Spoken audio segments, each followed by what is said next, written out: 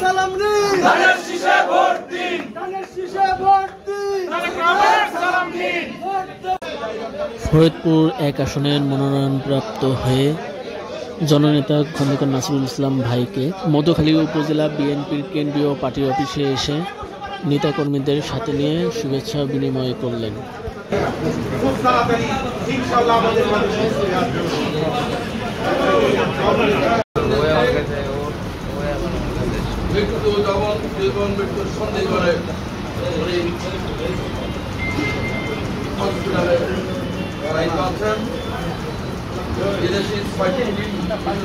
চেষ্টা করছে ওনাকে সুস্থ করে তোলার জন্য।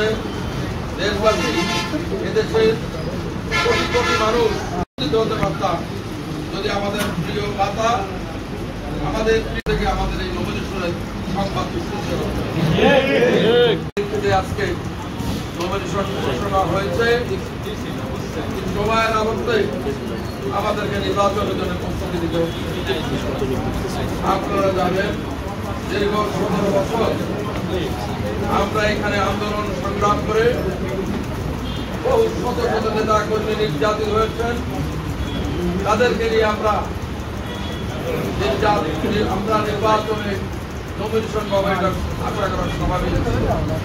কিন্তু একটি বিশেষ গোষ্ঠী খেয়াল করেছেন, তারা তাদের সর্বশক্তি দিয়ে এই ১৭ বছরের নির্যাতিত নেতা কর্মীদেরকে থামিয়ে দেওয়ার চেষ্টা করেছে। এই নমিনেশন আজকে আমার নয়, এই নমিনেশন মধুখালী, বলমারী, আলফাডাঙ্গার শত শত নেতা কর্মী নির্যাতিত হয়েছে। তারা রুদ্ধ থেকে তারা সেখানে পুলিশের নির্যাতন সহ্য করতে বাধ্য হয়েছে। এই নমিনেশন আজকে তাদের।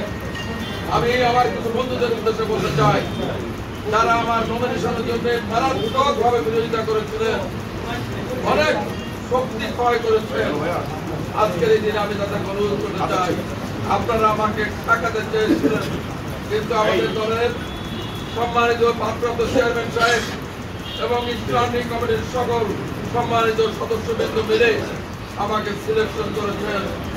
সেজন্য আমি তাদেরকে ধন্যবাদ দিতে চাই। আমি বলতে চাই স্পষ্টভাবে, যেসব ভাই এবং বন্ধু আমার বিরোধিতা করেছিলেন, আমাকে রুখে দেওয়ার জন্য অনেক শক্তি তারা ব্যয় করেছে। আর শুন, আজকের এই দিন আমরা সকলে ওয়াদাবদ্ধ হই, ঐক্যবদ্ধ হই, সকলের শক্তি দিয়ে আজকে বেগম খালেদা জিয়ার মার্কা, শহীদ রাষ্ট্রপতি জিয়া রহমানের মার্কা জেতানোর জন্য যা করার সকলে মিলেই করব।